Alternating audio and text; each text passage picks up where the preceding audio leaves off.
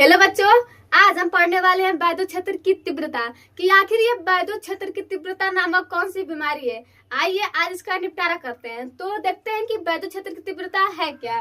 तो किसी वैद्युत क्षेत्र में एकांक परीक्षण आवेश पर लगने वाले बल को वैद्युत क्षेत्र की तीव्रता कहते हैं। अब बात करते हैं कि यहाँ पर वैद्युत क्षेत्र क्या है। ठीक, बात करते हैं कि वैद्युत क्षेत्र क्या है।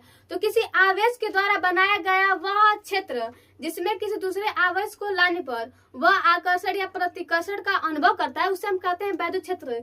जैसे कि मान लीजिए कि यह हमारा कोई Q1 आवेश है, इसके द्वारा यह बनाया गया काल्पनिक वह क्षेत्र जिसमें अगर हम किसी दूसरे आवेश को प्रवेश कराएं तो यह आकर्षण, खिंचाव का या फिर धकेलने का अनुभव करें, मतलब या तो इस तरफ खिंचाए या तो इसको धक्का दे, तो इसी गुण को हम वैद्युत क्षेत्र की तीव्रता कहते हैं। मतलब इस आवेश के द्वारा ये जो क्षेत्र बनाया गया है, इसी क्षेत्र को हम वैद्युत क्षेत्र कहते हैं। ठीक, अब बात करते हैं कि परीक्षण आवेश किसे कहते हैं, एकांक परीक्षण आवेश किसे कहते हैं। तो आपने फिजिक्स या फिर मैथ में देखते हो ना कि जो पाई होता है, पाई को मान लिया जाता है कि पाई का मान 22/7 होता है। वैसे ही इस आवेश को मान लिया जाता है कि यह एक आवेश है। यह जो परीक्षण आवेश होता है ये हमारा होता है +Q आवेश।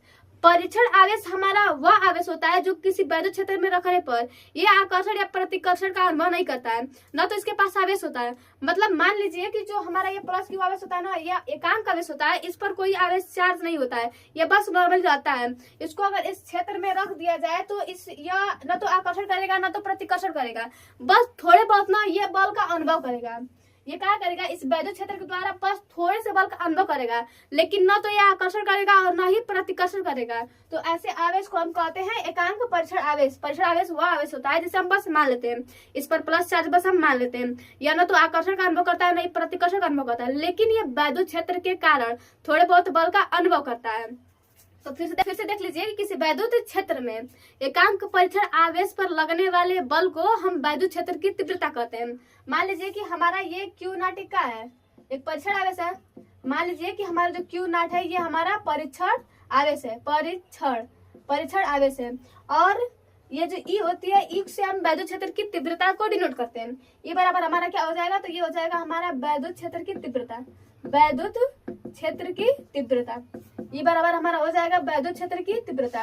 और जो हमारा एकांक परीक्षण आवेश है ये हमारे F बल का अनुभव करता है। तो F क्या हो जाएगा, ये हमारा हो जाएगा बल जो हमारे एकांक परीक्षण आवेश पर लग रहा है। इस प्रकार जो हमारा E होगा, जो वैद्युत क्षेत्र की तीव्रता होगी, ये जो होगी ये हमारा हो जाएगा F/Q0। मतलब F के द्वारा Q पर लगाया गया बल जो होगा वही होगा हमारा वैद्युत क्षेत्र की तीव्रता। बात करते हैं इसका मात्रक का, तो आप जानते हो कि जो हमारा F होता है, F का मात्रक होता है न्यूटन, और जो हमारा आवेश होता है, आवेश का मात्रक होता है कूलाम। इसके अलावा अगर हम बात करें इसकी बीमा की, ठीक, ये हमारा क्या हो जाएगा, ये हो जाएगा हमारा मात्रक। अब बात करते हैं बीमा की। ठीक, अब हम E की बीमा की बात करते हैं। तो जो हमारा न्यूटन होता है, न्यूटन का जो बीमा होता है ये हमारा होता है mLT-2। ठीक, और जो हमारा C होता है, आप जानते हो कि जो हमारा आवेश होता है ये हमारा क्या होता है, जो हमारा Q होता है ये I/T के इक्वल होता है। कैसे होता है, तो आप जानते हो जो हमारा विद्युत धारा होता है ये हमारा Q/T होता है। तो यहाँ से अगर आप T को पक्षांतर करोगे तो ये देगा QT/IT। इसलिए जो हमारा ये Q होता है ये IT के इक्वल होता है। I मतलब धारा का मात्रक होता है एम्पियर और T का होता है सेकेंड। इस प्रकार इसका जो हमारा मात्रक हो जाएगा ये हो जाएगा हमारा A और T, A फॉर एम्पियर और T फॉर सेकेंड।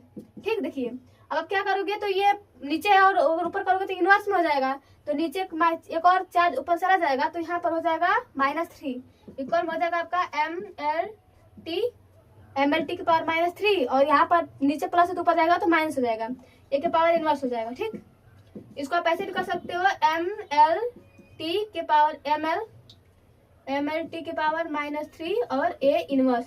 ये आपका क्या हो जाएगा, तो ये हो जाएगा आपके वैद्युत क्षेत्र की बीमा। अब बात करते हैं कि जो वैद्युत क्षेत्र की तीव्रता है ये कौन सी राशि है। तो जो हमारी वैद्युत क्षेत्र की तीव्रता होती है इसमें चूंकि आवेश, इसमें परिणाम और दिशा दोनों होता है, इसलिए ये एक सदिश राशि होती है। राशि कैसी होती है, तो ये हमारी एक सदिश राशि। ठीक, ये कौन सी राशि होती है, तो ये हमारी एक सदिश राशि होती है। इसके साथ ये भी देखिए, किताब से ध्यान लगाइए और किताब को ही पढ़िए। नहीं कहा जाता है अगर दिल लगाना हो तो किताबों से लगाइए। अगर बेवफा में निकलेगी तो कुछ अनुभव तो देके जाएगी। अब लड़कियों की तरह आपको पागल करके थोड़ी ना छोड़ेगी। तो दिल लगाना हो तो किताब से लगाइए। तो आशा करती हूँ कि आपको वैद्युत क्षेत्र की तीव्रता समझ में आएगा।